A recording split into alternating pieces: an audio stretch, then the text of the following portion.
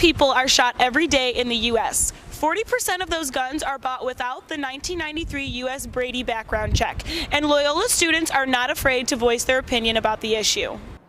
These three-story windows in front of the Hallis Rec Center now poses the biggest threat to birds on Loyola's campus. Go. Here on campus, Ireland's is facing the same issues. These leaves have been hanging here since February, waiting for the rainy season to make them easier to roll. The shooting that happened last week at a South Florida high school was the 18th mass shooting to happen in 2018. As the debate continues to go back and forth, no decisions have been made to enforce stricter gun laws. I'm Allison Klein, Loyola New Chicago. SOAR has worked it out with the housekeeping staff here at Sullivan so that they close the blinds every night before they leave. Both Bulldogs and Irelands wonder what business will be like next year if Loyola enters March Madness again. Allison Klein, Loyola New Chicago. Loyola's northern campus is a great resting spot for birds who spend their nights migrating across Lake Michigan. Buildings on campus, such as the Information Commons, that are built with highly energy-efficient glass are a danger for these birds. The glass is so clear that they are unable to detect it, making glass windows a large source of bird mortality. SOAR is a group on campus that works to prevent these deaths.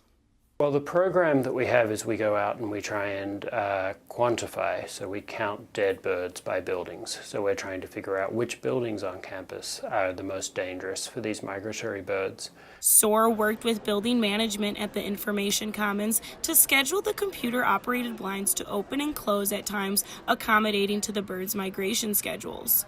The blinds make the building visible to the birds and have resulted in mortality rates going from 70 to 80 deaths to only 3 or 4 deaths per migration season, which happens twice a year. Sullivan is another dangerous spot on campus for migratory birds. SOAR has worked it out with the housekeeping staff here at Sullivan so that they close the blinds every night before they leave. Windows in Norville are responsible for 30 to 40 deaths per migration, but recently SOAR worked with the athletic department and facilities to agree on a rambler decal to help the birds see better. Currently, the most dangerous spot on campus for migratory birds is the 3-story atrium where Gentile Arena and the Damon Student Center meet.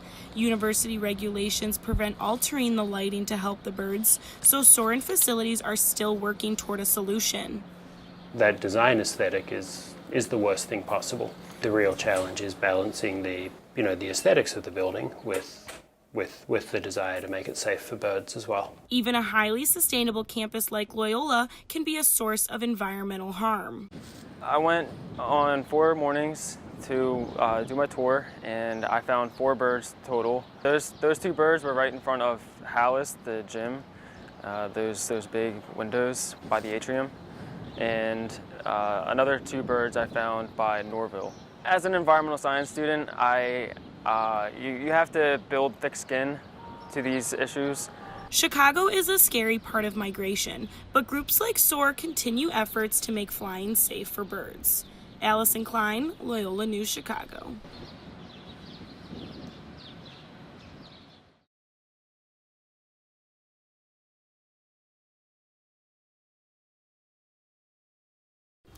The western tip of Cuba is home to hundreds of miles of tobacco farms that have produced the world's most famously known cigars for over 200 years.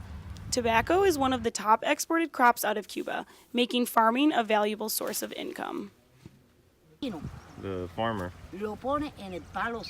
puts it on the stick.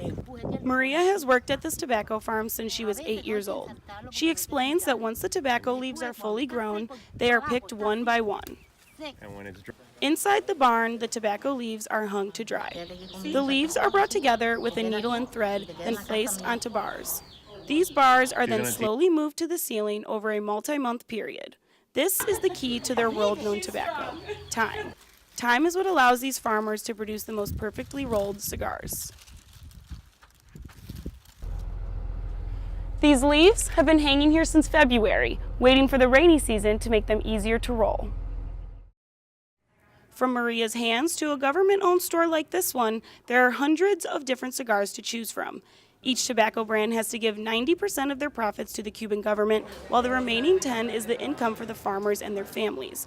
The attraction has also helped Cuba's economy, being a favorite activity by many tourists, including Loyola students. I am only smoking cigar because I'm in Cuba, and I feel like since cigar is very popular here, I should try it. Otherwise, I was not in Cuba. Cigars are a part of the culture in Cuba. Everywhere in the country, you can find people enjoying this Cuban specialty, and the natives enjoy them just as much as the tourists do.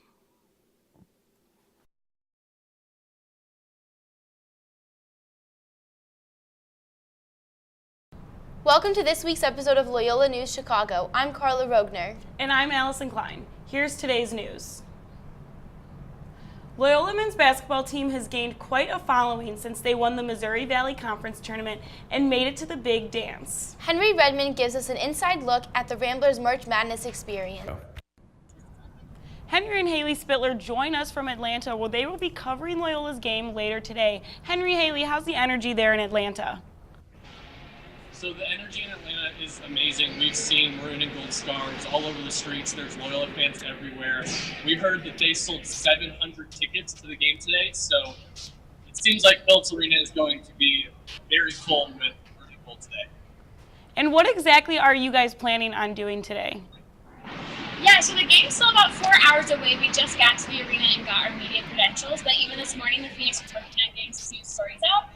They covered the brand. There's a new rap song that just came out this morning about Loyola's basketball team.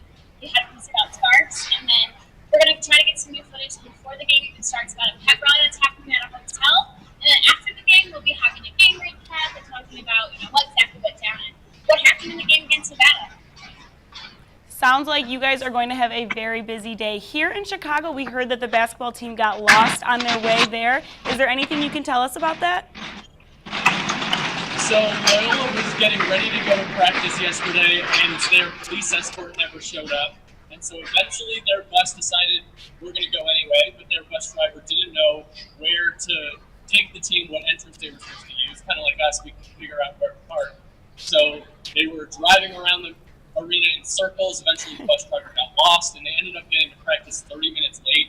Porter Moser apparently yelled at a tournament official for a while, but his players said they were proud of how he handled the situation, and they did eventually get to practice. Definitely shows that Porter Moser's passionate about his team, that's for sure. All right, Henry and Haley, thank you both so much for chatting with us. Say hi to Sister Jean for me. Will do. Thank you. While March Madness was on top of everyone's mind, the mood was much different at Gentile Arena this past Friday. During Colossus, Loyola's annual show, comedian Hannibal Buress made jokes at the expense of the Catholic Church, resulting in Loyola staff cutting his microphone. Shara Huang finds out what students thought of the performance. Islamic Awareness Week will end with a culmination dinner this Friday, where students can enjoy some ethnic foods and listen to a well-known Muslim speaker. I was really surprised that Wrigley Field placed so far down on the list. Makes me pretty proud to be a Chicagoan, absolutely. Yeah. That's it for this week's Loyola News Chicago.